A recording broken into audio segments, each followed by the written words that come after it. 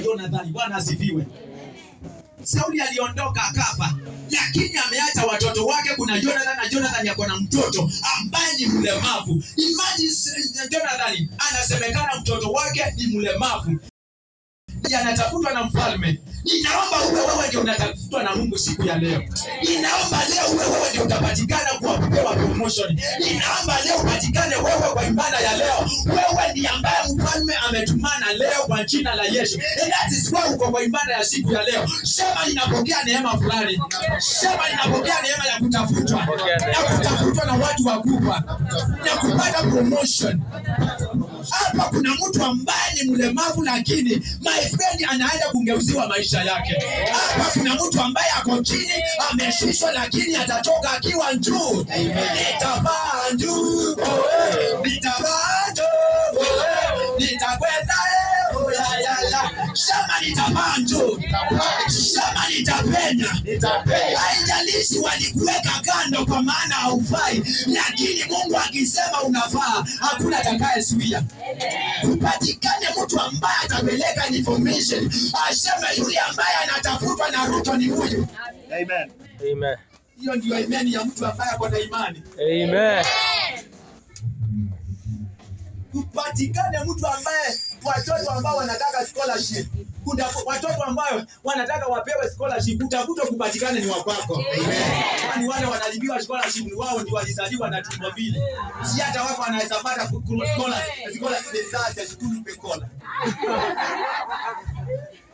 Hapo ni bwana siambelewa.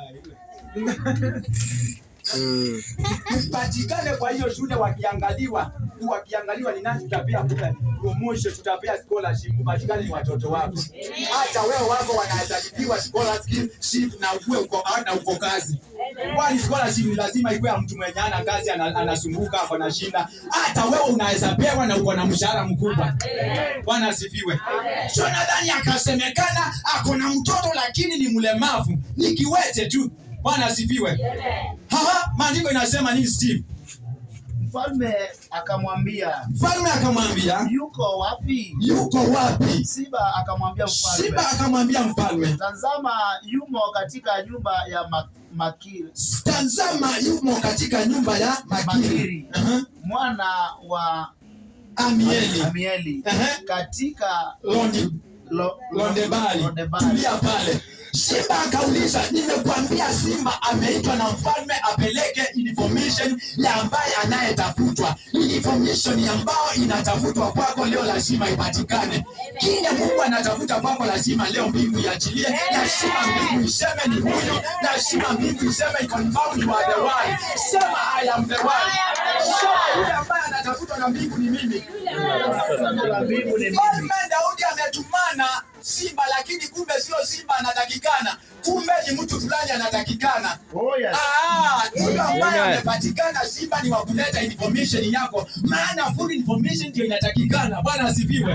Akaambiwa nini? Simba akaulizwa, unataka kuniambia kuna mtoto katika hiyo nyumba ya Jonathan? Akasema yupo. Akaulizwa yuko wapi? Mungu anauliza uko wapi leo?